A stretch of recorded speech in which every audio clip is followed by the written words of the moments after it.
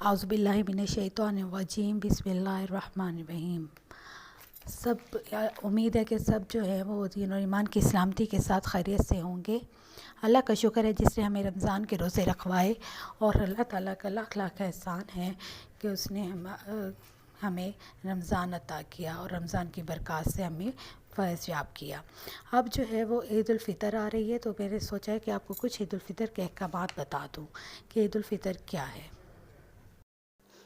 عید اللہ سبحانہ و تعالیٰ کی طرف سے اپنے بندے کے لیے خوبصورت انعام ہے، لہٰذا بندے کے لیے ضروری ہے کہ وہ نہ صرف خود خوش اور حشاش بشاش رہے، بلکہ اپنی خوشی کا اظہار کر کے اپنے رب کو بھی راضی رکھے۔ خوشی منانا اور اس کا اظہار کرنا عین تقاضۂ فطرت ہے۔ چونکہ دین اسلام فطرت ہے، اس لیے وہ خوشی منانے کا پورا حق دیتا ہے۔ عید مسلمانوں کے لیے خوشی کا دن ہے۔ خوشی مناتے ہوئے اگر اسلامی اقدار کا خیال رکھا جائے تو اور اللہ کے احکامات اور نبی کریم صلی اللہ علیہ وسلم کے طریقے کے مطابق عمل کیا جائے تو خوشی منانا اجر و ثواب کا باعث بن جاتا ہے۔ انس بن مالک سے روایت ہے کہ وہ کہتے ہیں، زمانۂ جاہلیت کے لوگوں کے لیے ہر سال 2 دن ایسے ہوتے جن میں وہ سب کھیل کود کیا کرتے۔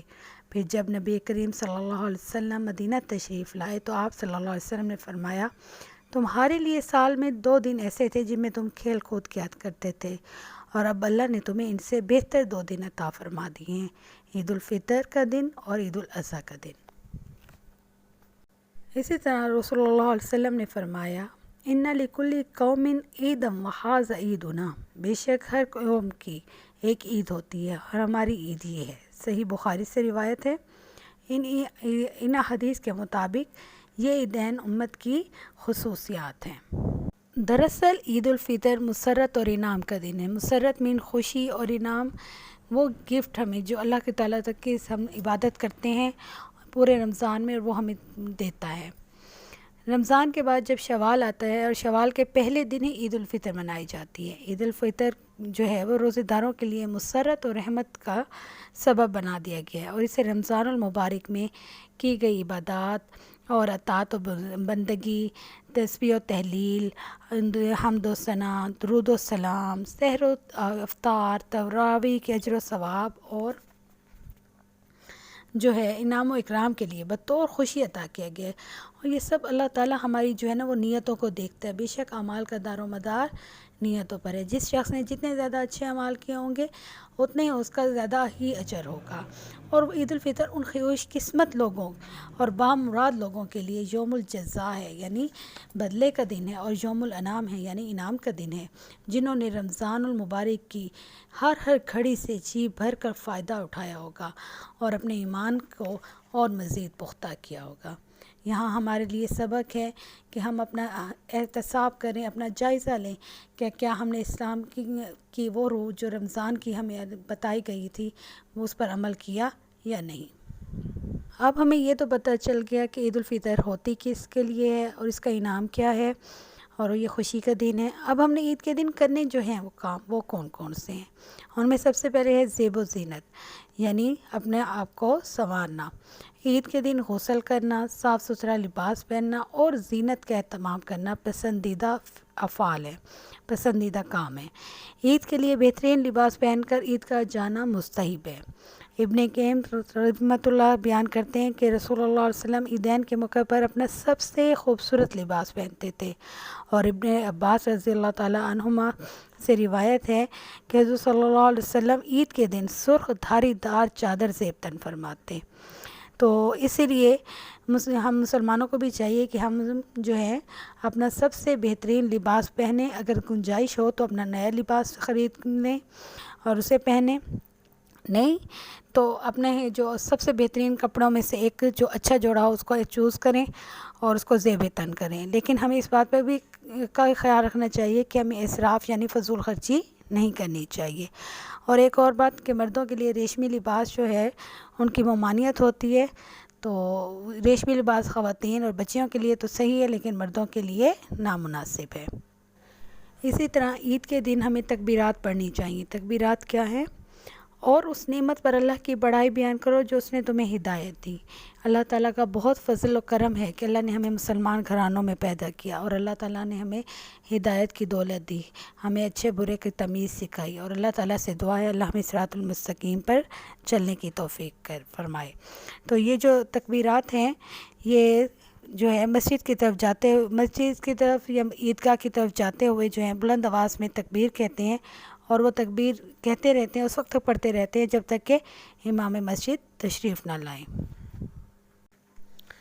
جی، اس کے بعد ہوتا ہے خود فطرانہ۔ فطرانے کے بارے میں بھی یہی ہے کہ وہ جو ہے ہر مسلمان کے اوپر ہوتا ہے، دینا چاہیے اسے، اور فطرانے کی مقدار ہوتی ہے کھجور یا جو کا 1 سا مقرر کیا ہوتا ہے جو کہ تقریباً 2.5 کلو کے برابر ہوتا ہے۔ اسی طرح نماز سے قبل ہمیں کھانا کھا کے میٹھا کھانا کچھ کھا کے جانا چاہیے، چاہے وہ کھجور ہی کیوں نہ ہو، کیونکہ حضرت انس فرماتے ہیں کہ کھجوریں آپ صلی اللہ علیہ وسلم تناول فرماتے تھے، اور ان کھجوروں کی تعداد ہمیشہ طاق ہوتی تھی، یعنی 1، 3، 5 اوڈ نمبرز ہوتے تھے۔ اور اسی طرح جو ہے جب ہم عید پہ جاتے ہیں تو خطبہ عید دیا جاتا ہے نماز کے بعد۔ عید الفطر کی نماز کے بعد خطبہ دیا جاتا ہے، اور عید کا خطبہ ممبر پر نہیں ہوتا، کیونکہ آپ صلی اللہ علیہ وسلم نے خطبہ جو ہے عید کا وہ ممبر پر نہیں دیا تھا۔ اور خطبے کے وقت احتراماً ہمیں خاموشی اختیار کرنی چاہیے اور پوری توجہ کے ساتھ خطبہ سننا چاہیے۔ اس طرح ایک اور سنت ہے کہ عید کی نماز کے لیے ایک راستے سے جائیں اور دوسرے سے واپس آئیں۔ یہ ایک مسنون طریقہ ہے کہ حضور صلی اللہ علیہ وسلم اس طرح کے طریقے کو اڈاپٹ کرتے تھے۔ باہم ملاقات کریں اور دعا کریں۔ عید کے روز مسلمان جو ہے وہ ایک دوسرے سے ملتے ہیں اور آپس میں جو ہے گلے ملتے ہیں، اور یہ جو ہے ملنا مسلمانوں کی محبت مزید بڑھانے کا سبب ہوتا ہے۔ اور جب وہ آپس میں ملتے ہیں تو وہ ایک دوسرے سے کہتے ہیں تقبل اللہ منا ومنکم، ترجمہ اللہ ہم سے اور آپ سے عبادت قبول فرمائے، آمین۔ اسی طرح خوشی منانی چاہیے، تو لیکن ایک حدود میں رہتے ہوئے، حد میں رہتے ہوئے۔ یہاں آپ کو حضرت عائشہ کا ایک جو ہے نا فرمان بتاتی ہوں کہ حبشی عید کے دن مسجد میں نیزوں سے کھیل دکھا رہے تھے، تو رسول اکرم صلی اللہ علیہ وسلم نے مجھے بلایا، میں نے آپ صلی اللہ علیہ وسلم کے شانے پر سر رکھا اور کھیل دیکھنے لگی، یہاں تک کہ میں دیکھتے دیکھتے خود ہی بیزار ہو گئی۔ تو سبحان اللہ، کیا ہی یہ بات ہے۔ اور اب جو بات آپ کو بتائی جا رہی ہے وہ نماز عید کے بارے میں ہے کہ نمبر 1، عید کی نماز ادا کرنا تمام مسلمانوں پر فرض ہے۔ نماز عید کا وقت جو ہے وہ طلوع آفتاب کے بعد ہے، یعنی جب سورج نکل آتا ہے تب یہ نماز سے عید پڑھی جاتی ہے۔ نمبر 2، عید کی نماز اذان اور تکبیر یعنی اقامت کے بغیر پڑھی جاتی ہے۔ اور نمبر 3 پوائنٹ، عید کی نماز کی 2 رکعتوں سے پہلے اور بعد میں کوئی نفل نماز نہیں ہوتی۔